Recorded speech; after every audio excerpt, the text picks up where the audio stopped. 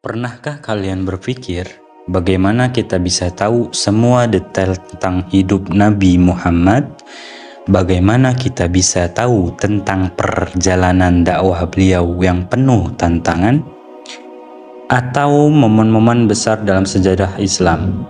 Nah, semua itu ada dalam kitab Sirah Nabawiyah, catatan sejarah hidup beliau yang sangat berharga. Tapi, tahukah kalian siapa yang pertama kali menulisnya? Yuk kita cari tahu bersama.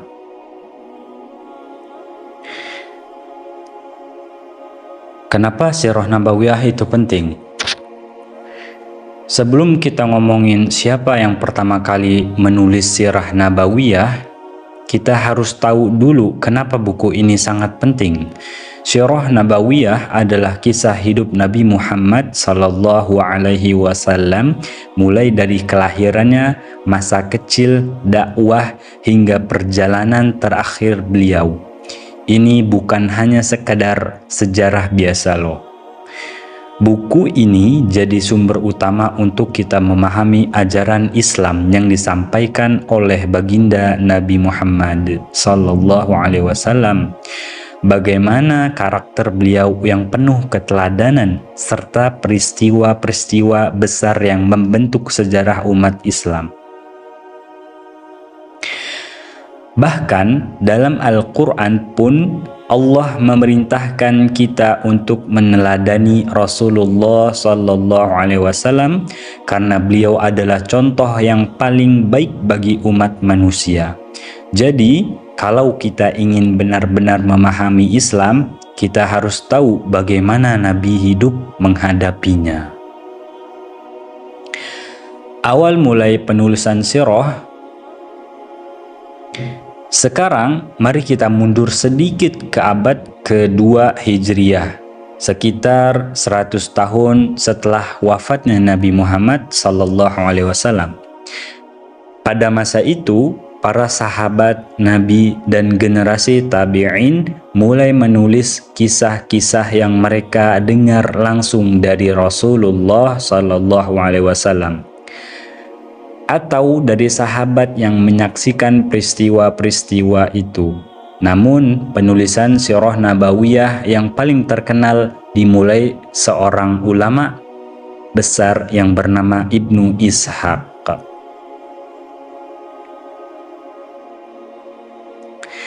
Ibnu Ishaq adalah orang yang pertama kali berinisiatif untuk menulis sejarah hidup Nabi secara lengkap dan sistematis. Kitab yang berjudul Sirah Ibnu Ishaq jadi dasar utama bagi seluruh ulama lainnya dalam menulis biografi Nabi Muhammad. Peran Ibnu Ishaq dalam penulisan sirah. Ibnu Ishaq ini hidup di masa yang cukup awal setelah Nabi Muhammad wafat, tepatnya pada abad kedua Hijriyah. Dia dikenal sebagai orang pertama yang berhasil mengumpulkan dan menuliskan seluruh perjalanan hidup Nabi secara terstruktur. Bukan cuma mencatat peristiwa-peristiwa sejarah, tapi juga menggali makna moral dan ajaran yang terkandung di dalamnya. Kitab ini bukan hanya sekedar cerita sejarah, tapi juga menjadi pedoman moral yang membantu umat Islam untuk menjalani hidup sesuai dengan ajaran Nabi. Bayangin, Ibnu Ishaq ini hampir seperti seorang sejarawan dan juga seorang guru yang mengajarkan nilai-nilai hidup lewat catatan hidup Nabi. Namun, ada fakta menarik tentang Sirah Ibnu Ishaq. Kitab yang kita kenal sekarang bukanlah naskah asli yang ditulis langsung oleh Ibnu Ishaq. Sebagian besar teks yang sampai ke kita sekarang ini sudah disunting dan dijelaskan lagi oleh seorang ulama lain yang bernama Ibnu Hisham.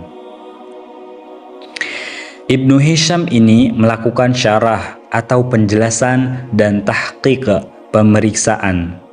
Ibnu Hisham ini melakukan syarah atau penjelasan dan tahqiq atau pemeriksaan terhadap karya Ibnu Ishaq dengan tujuan agar kisah-kisah yang ditulis bisa lebih mudah dipahami dan lebih terstruktur.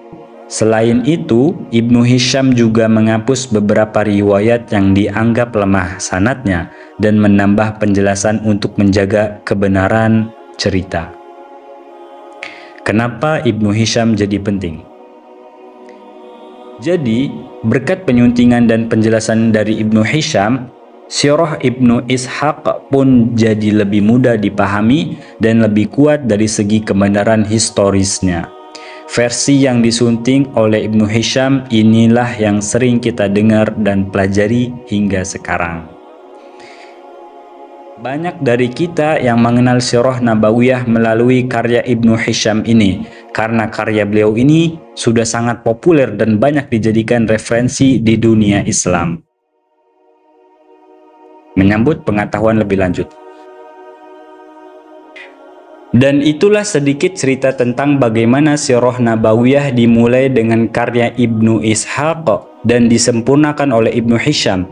Ini adalah dasar bagi kita untuk memahami sejarah hidup Nabi Muhammad SAW yang tidak hanya tentang peristiwa tetapi juga tentang nilai-nilai moral yang terkandung di dalamnya. Pada video selanjutnya, kita akan melanjutkan pembahasan tentang bagaimana sirah ini berkembang dan menyebar ke seluruh dunia, serta bagaimana peran para ulama dalam menjaga keaslian cerita-cerita ini. Jangan lupa untuk like, share, dan komen jika kalian tertarik untuk belajar lebih banyak.